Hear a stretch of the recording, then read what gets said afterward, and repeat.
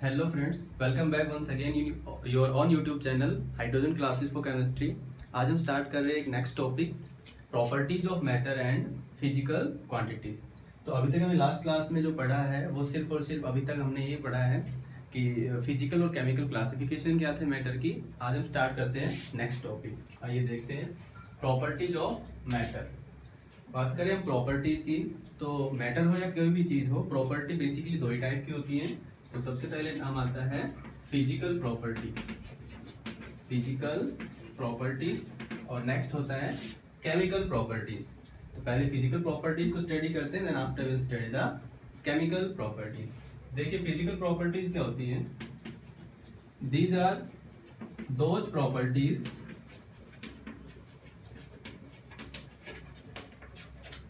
which can be determined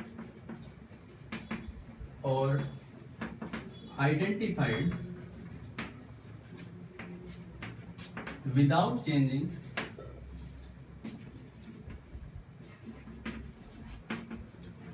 the nature and identity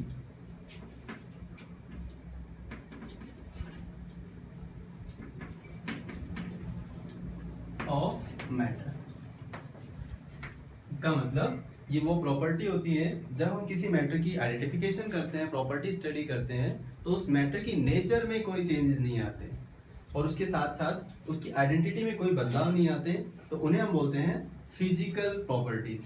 जैसे अगर बात करें हम एग्जाम्पल की, तो जैसे अगर हम किसी चीज का वेट कैलकुलेट करते हैं, यानी किसी चीज का अगर हम मास कैलकुलेट करते हैं, तो ये अपने आप में उसकी एक फिजिकल प्रॉपर्टी होती है। बात करें अगर हम वॉल्यूम, डेंसिटी, अगर टेम्परेचर, अगर हम किसी चीज का डिटरमाइन करते हैं, तो टेम्परेचर अपने आप में क्या है, एक फिजिकल प्रॉपर्टी। ऐसा फिजिकल प्रॉपर्टी इनको क्यों बोलते हैं।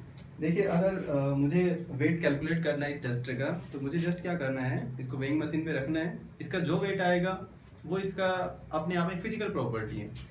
इसका वेट करने के बाद हम इसको वापस रख देते हैं, तो क्या इस डस्टर की प्रॉपर्टीज में, नेचर में कोई चेंजेज आए? नहीं। इसका मतलब वेट किसी चीज का करते हैं, तो वेट करने के बाद उस ऑब्जेक्ट की प्रॉपर्टीज में कोई चेंजेस नहीं आते, इसलिए हम इनको बोलते हैं फिजिकल प्रॉपर्टी। अगर हम बात करें लेंथ की, हमने इसकी लेंथ कैलकुलेट किया, इसको रख दिया, तो इसकी प्रॉपर्टीज में कोई चेंजेस आए? नहीं। अगर हम एक वाटर लें, थर्मोमीटर लें और थर्मोमीटर से इसका टेम्परेचर मेजर करें, तो टेम्परेचर मेजर करने के बाद क्या इस वाटर की प्रॉपर्टीज में कोई चेंजेस आए? नहीं। इसका मतलब ये हुआ कि ऐसी फिजिकल प्रॉपर्टी, ऐसी प्रॉपर्टीज को फिजिकल प्रॉपर्टीज कहते हैं जिनका मेजरमेंट करने के बाद भी उस ऑब्जेक्ट की प्रॉपर्टीज और नेचर में कोई चेंजेस ना आए। इसका मतलब ये हुआ कि जो वेट, वॉल्यूम, डेंसिटी, टेम्परेचर वगैरह जो हम ऐसी चीजें कैलकुलेट कर पाते हैं, तो ये प्रॉपर्टीज जो कहलाएंगी फिजिकल प्रॉपर्टीज। इसके बाद नेक्स्ट होता है केमिकल प्रॉपर्टीज। केमिकल प्रॉपर्टी, तो अगर हम फिजिकल प्रॉपर्टी को समझ पाए तो आसानी से हम केमिकल प्रॉपर्टीज को समझ पाएंगे। इनकी डेफिनेशन यही समझ लेते हैं। These are those properties which can be determined और identified with changing the nature and identity of the solid. इसका मतलब ऐसे किसी पदार्थ की अगर हम प्रॉपर्टी डिटरमाइन कर रहे हैं, उसका नेचर ही बदल जाए, तो उस समय वो कौन सी बन जाती है, केमिकल प्रॉपर्टी। तो केमिकल प्रॉपर्टी जैसे एसिडिक नेचर, बेसिक नेचर, अगर किसी चीज का है तो वो अपने आप में क्या है, उसका केमिकल प्रॉपर्टी है। कैसे? अगर हमारे पास कोई लिक्विड है, अगर हमें उसे एसिड और बेसिक नेचर का पता करना है, अगर वो एसिड है तो वो जरूर किसी बेस के साथ रिएक्शन करने के बाद न्यूट्रल हो जाएगा। इसका मतलब उसकी नेचर बदल जाने के बाद ही हम आइडेंटिफाई कर पाएंगे कि वो अपने आप में किस टाइप की प्रॉपर्टी है। तो नेचर बदलने के साथ प्रॉपर्टी का डिटर्मिनेशन कहलाता है केमिकल प्रॉपर्टी, और किसी चीज की आइडेंटिटी और उसका नेचर ना बदलने से अगर हम उसकी प्रॉपर्टीज को डिटरमाइन करते हैं, तो उन्हें हम कहेंगे फिजिकल प्रॉपर्टी। तो यही दो चीजें होती हैं प्रॉपर्टीज के बारे में। अब नेक्स्ट बात करते हैं हम लोग फिजिकल क्वांटिटीज के बारे में। आइए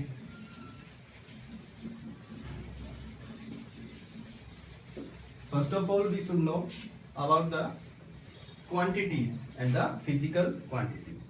तो देखते हैं फिजिकल क्वांटिटीज क्या होती हैं।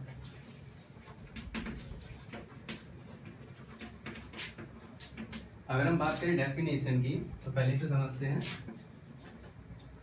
द क्वांटिटीज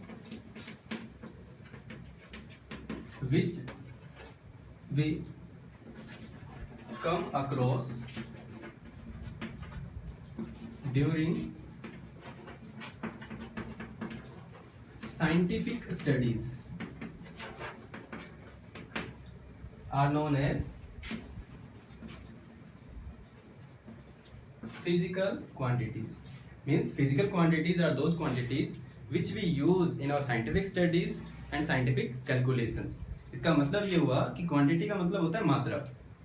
जब भी हम किसी चीज़ का मेजरमेंट करें और मेजरमेंट करते वक्त अगर हमें उसकी अमाउंट को साइंटिफिक तरीके से लिखना पड़े तो उसे ही हम क्या बोलते हैं, फिजिकल क्वांटिटीज। कैसे, अगर हम बात करें जैसे we can say an object have weight 1 kilogram, तो 1 किलोग्राम अपने आप में क्या है, एक फिजिकल क्वांटिटी है। क्योंकि किसी चीज में 1 किलोग्राम वजन है तो वो 1 किलोग्राम वजन उसके लिए क्या है, अपने आप में एक फिजिकल क्वांटिटी। तो इससे हमें एक बात और समझ में आती है, 1 kilogram is the physical quantity. और 1 किलोग्राम में अगर देखा जाए तो इसके अंदर 2 पार्ट हैं, यानी किसी भी फिजिकल क्वांटिटी में हमेशा क्या मिलेंगे, हमें 2 पार्ट। कौन कौन से, 1 किलोग्राम, तो 1 इसके अंदर एक नंबर पार्ट है, whereas the kilogram is the unit part. It means all the measurements, all the physical quantities have 2 part, one is the number part and one is the unit part। तो number part तो हमें समझ में आता है सीधा सीधा कि नंबर होगा, कोई भी मैथमेटिकल नंबर होगा 1 to इनफाइनाइट जो भी हो सकता है। और यूनिट समझना हमारे लिए ज़्यादा जरूरी हो जाता है। तो अब फिजिकल क्वांटिटीज में हमने ये देखा कि नंबर पार्ट और यूनिट पार्ट 2 पार्ट होते हैं। तो नंबर तो आसानी से समझ आता है, लेकिन जो यूनिट पार्ट है वो क्या होते हैं, उन्हें समझते हैं। आइए नेक्स्ट स्टार्ट करते हैं अबाउट द यूनिट।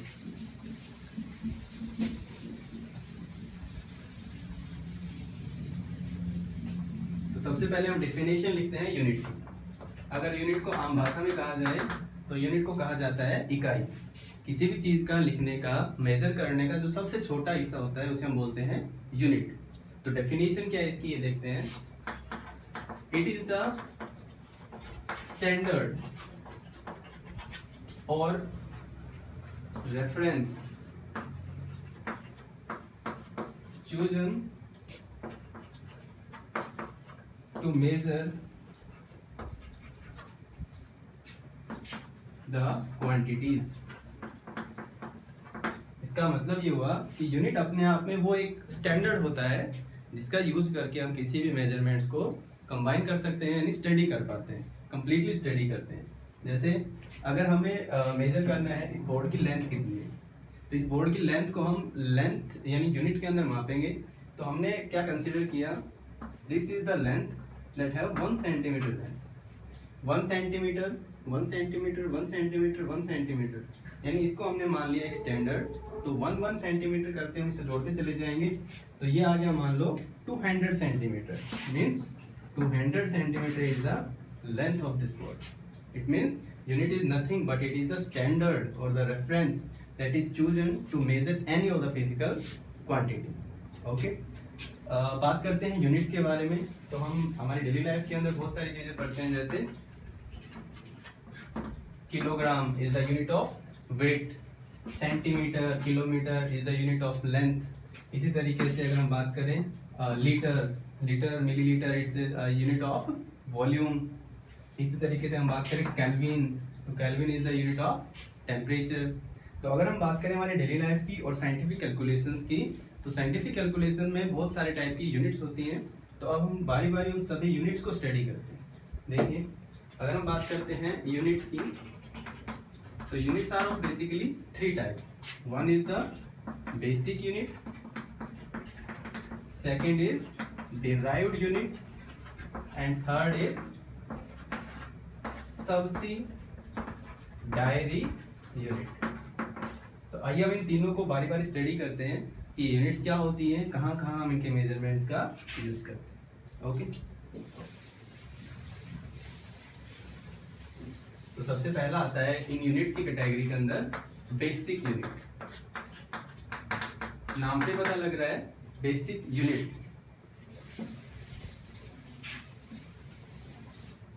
डेफिनेशंस की बात करें तो these are those unit which cannot be derived from another unit। यानी ये वो यूनिट होती हैं जिनको किसी दूसरी यूनिट से हम डिराइव नहीं कर सकते। ये अपने आप में ही बेसिक इकाई होती हैं जिनको इंटरनेशनल सिस्टम ऑफ यूनिट्स ने लिख रखा है। इंटरनेशनल सिस्टम ऑफ यूनिट्स ने इनको एक स्टैंडर्ड के रूप में लिखा हुआ है। तो अगर हम बात करें बेसिक यूनिट्स की, तो जो एसआई यूनिट्स होती हैं हमारी 7 एसआई यूनिट्स जो होती हैं बेसिक यूनिट्स होती हैं, these are the called as the basic units. कौन कौन सी होती हैं देखिए।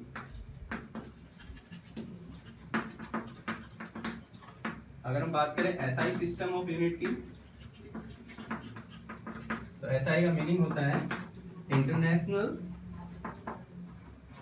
System of units. तो एक बार इन बेसिक यूनिट्स को स्टडी कर लेते हैं। नेम ऑफ यूनिट, क्वांटिटी लिख लेते हैं यहाँ पे, symbol for the quantity, unit and the symbol for unit। सबसे पहला अगर बात करें हम अबाउट द लेंथ, अगर हमें किसी चीज की लेंथ को कैलकुलेट करना है, लंबाई कैलकुलेट करनी है, तो उसके लिए सिंबल लिखा जाता है L। उसके लिए जो यूनिट्स हम लिखते हैं वो लिखते हैं metre. Metre is the SI unit of length. एक मीटर को सिंबल के रूप में लिखा जाता है small letter m, means it is the abbreviation of this meter unit। इसके बाद बात करते हैं हम लेंथ के बाद, जैसे वेट। किसी भी चीज का वेट कैलकुलेट करते हैं तो उसको हम लिखते हैं m से, यानी मास। मास और वेट आर कंपेरेबल थिंग। थोड़ा सा डिफरेंस होता है, क्या होता है हम आने वाली क्लासेस में स्टडी करेंगे। तो वेट को मापने के लिए हम लिखते हैं ग्राम, इसको लिखा जाता है जी। नेक्स्ट, इसको हम most of the time we need to take here the kilogram, and the kilogram is the unit of weight. Next आता है टेम्परेचर। टेम्परेचर इसको लिखा जाता है T से। टेम्परेचर की जो यूनिट होती है इसको हम बोलते हैं केल्विन। केल्विन के लिए हम सिंबल इस्तेमाल करते हैं K। इसके बाद नेक्स्ट जो आता है करंट। करंट को हम लिखते हैं I से। इसकी जो यूनिट होती है वो होती है एम्पेयर, और इसका जो सिंबल होता है वो होता है capital.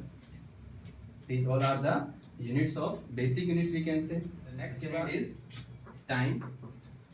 Physical quantity is the time। For the time we take the small letter t, and the time is denoted by second, and s is the abbreviation or the symbol for time। The next basic unit is amount of substance। When we measure the material in the chemistry lab, then we take the unit, the physical quantity, amount of the substance, it is taken by N, it is used mole, and MOL is the symbol for amount of substance, yani mole। The next is luminous intensity। Luminous intensity is used to determine the amount of light, IV। इसके लिए हम इस्तेमाल करते हैं unit candela. Candela को denote करने के लिए हम इस्तेमाल करते हैं symbol CD। So these are 7 basic units in the SI system of units, and these are the basic unit in the unit measurement or the physical quantities in the chemistry or physics। तो जो हमने 7 physical जो ये basic units पढ़ी हैं, ये आपको physics में भी काम आने वाली हैं, केमिस्ट्री में तो काम आना ही आना है इनके लिए, राइट। तो इसके बाद अगर हम बात करें सेकंड टाइप ऑफ यूनिट्स, तो अब देखते हैं second type of units are the derived units.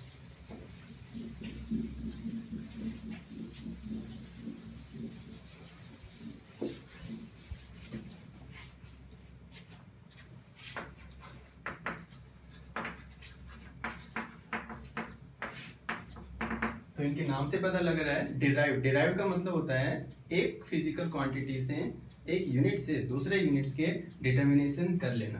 तो डेफिनेशन हो गई इनकी, these are derived from basic units, यानी ये वो यूनिट्स होते हैं जो बेसिक यूनिट्स के ही से ही डिटरमाइन किए जाते हैं। कैसे? कुछ एग्जाम्पल स्टडी करते हैं जिनसे हमें समझ में आएगा कि डिराइव्ड यूनिट होते क्या है।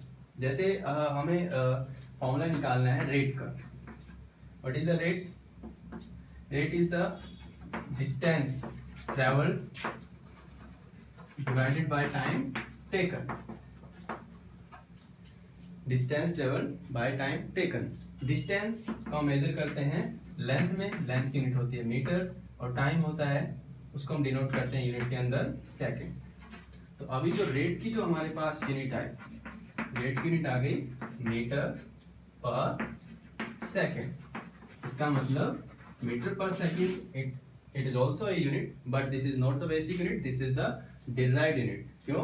क्योंकि ये बेसिक यूनिट के ही से ही यूज करके हम कैलकुलेट कर पाते हैं। तो आई होप आपको ये समझ में आया होगा। इसी तरीके से होता है molarity.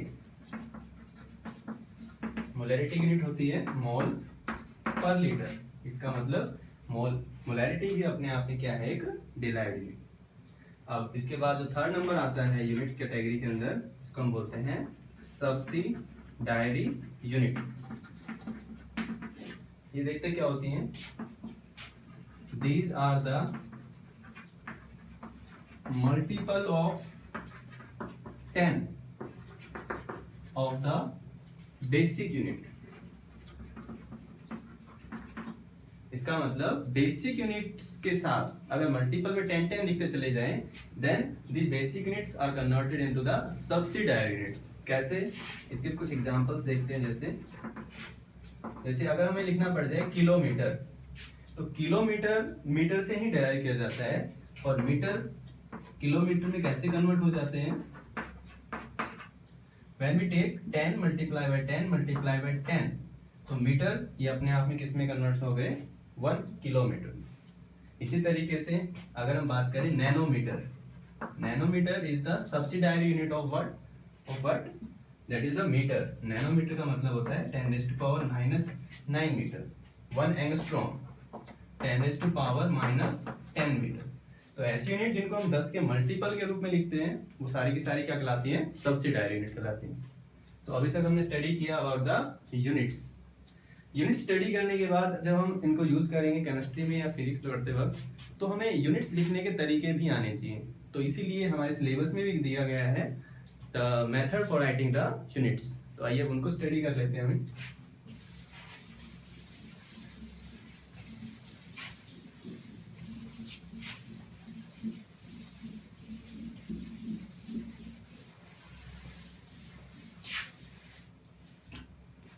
Rules for writing the unit।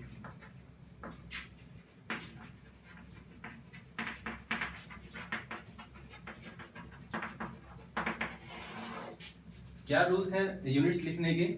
कुछ जो रूल्स हैं बारी बारी हम पढ़ते हैं, बारी बारी उनके एग्जांपल्स भी देख। रूल नंबर फर्स्ट, तो according to the rule number first, the name of the unit is started with a small letter।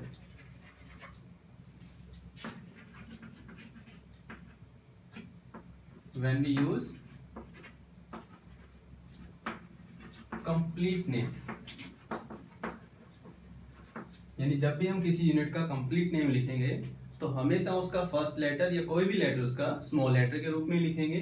जैसे अगर हमें यूनिट लिखना है लेंथ का, लेंथ किलोमीटर, तो किलोमीटर के अंदर सारे के सारे लेटर हमें स्मॉल लेटर में लिखने हैं।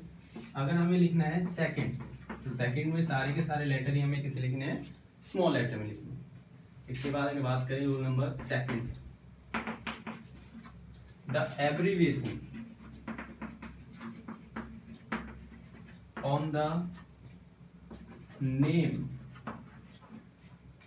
Of the scientist. अगर कोई यूनिट ऐसी है जिसका जो नाम है वो किसी साइंटिस्ट के नाम पे है, तो उसका एब्रीविएशन कैसे लिखेंगे? स्टार्टेड विद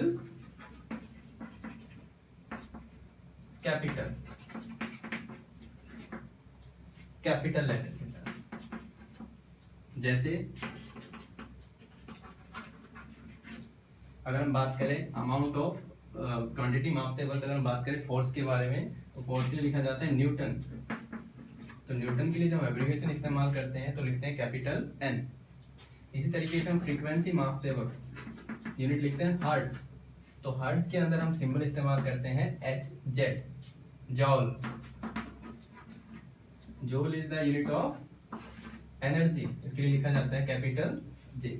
इसका मतलब अगर किसी साइंटिस्ट के नाम पर कोई यूनिट है तो उन यूनिट का फर्स्ट लेटर, या अगर वो सिंगल लेटर में ही है तो हमेशा कैसे लिखे जाएंगे? कैपिटल लेटर के रूप में लिखे जाएंगे। Next rule number 3, the abbreviation of the unit except on the name of scientist. अगर कोई यूनिट है जिसका नाम किसी साइंटिस्ट के नाम पे नहीं है तो उनका एब्रिविएशन कैसे लिखेंगे हम? Small letter. तो उनका नाम कैसे लिखा जाएगा? In the small letter. कैसे? जैसे सेकंड का एब्रिविएशन हम इस्तेमाल करेंगे स्मॉल लेटर एस। तो ये कुछ रूल्स हैं। इसी तरीके से कुछ और रूल्स पढ़ते हैं आगे हम।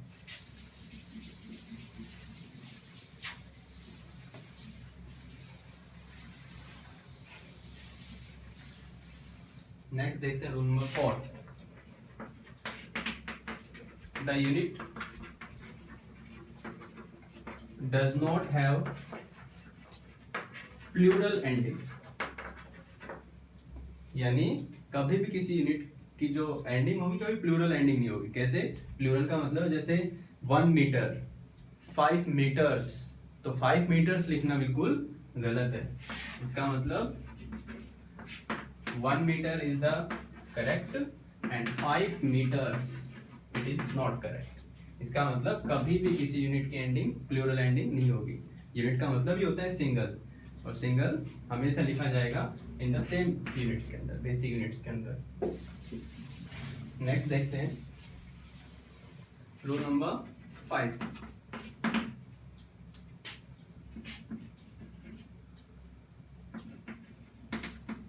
the unit for temperature in SI system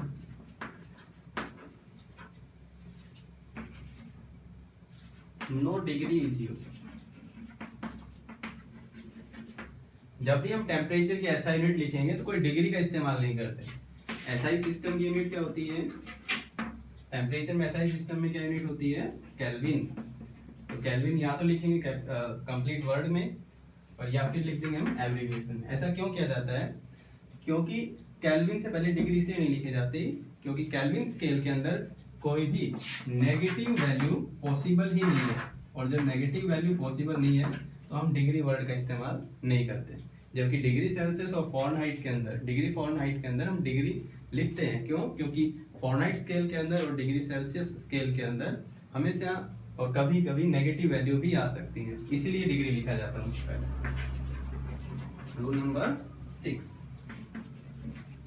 the unit for amount of substance.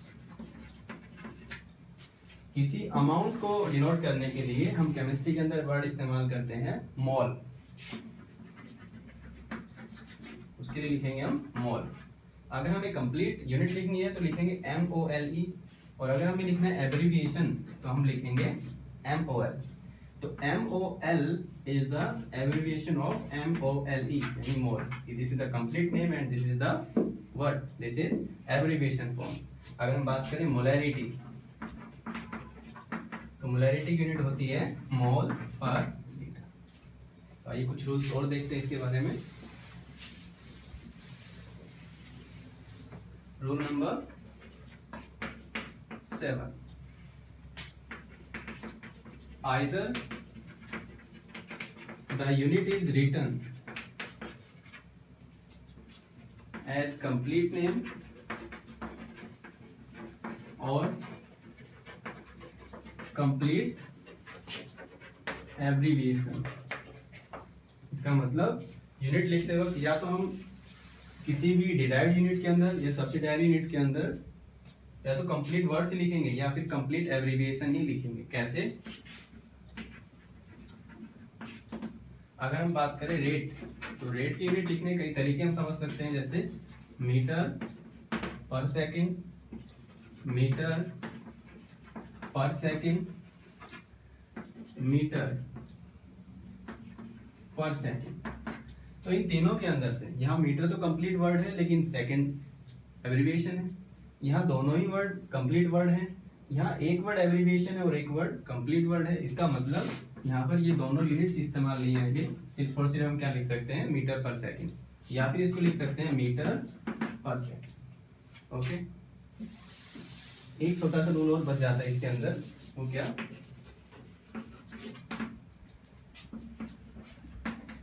The units are separated by a gap और a dot। अगर हमें कोई डिराइव्ड यूनिट लिखनी पड़ जाती है तो डिराइव्ड यूनिट लिखते वक्त दो यूनिट के बीच में या तो हम डॉट लिखेंगे या फिर हम स्पेस लगाएंगे। जैसे अगर हम बात करें रेट के बारे में, तो रेट को लिखते वक्त या तो लिखेंगे मीटर पर सेकंड या फिर लिखेंगे मीटर पर सेकंड। तो अगर दो यूनिट के बीच में हम डॉट भी लिख देते हैं तो भी ओके है, अगर हम स्पेस छोड़ देते हैं तो भी ठीक है। तो ये कुछ रूल्स पढ़े हमने किसी यूनिट्स को लिखने के लिए। तो आज की क्लास में हमने स्टडी किया फिजिकल प्रॉपर्टीज के बारे में, और उसके बाद में फिजिकल क्वांटिटीज और फिजिकल क्वांटिटीज के बारे में एसआई सिस्टम ऑफ यूनिट, जिसमें 3 टाइप की यूनिट्स होती हैं, बेसिक यूनिट, डिराइव्ड यूनिट और सब्सिडायरी यूनिट। और सबसे लास्ट में हमने स्टडी किया है about the rules for writing a unit. I hope ये सारी चीजें आपको क्लियर हो गई होंगी। अगर आपको इन चीजों में कोई डाउट्स है तो आप कमेंट करके हमें बता सकते हैं, ताकि आने वाली वीडियोस में हम आपको ये सारी चीजें प्रॉब्लम सॉर्ट आउट कर दें। आई होप आपको ये वीडियो अच्छा लगा होगा। तो आप इस चैनल को सब्सक्राइब करना बिल्कुल ना भूलें, क्योंकि आने वाली वीडियोस आपको आसानी से मिल पाए, इसलिए आप चैनल को सब्सक्राइब जरूर कर दें और वीडियोस को लाइक जरूर करें।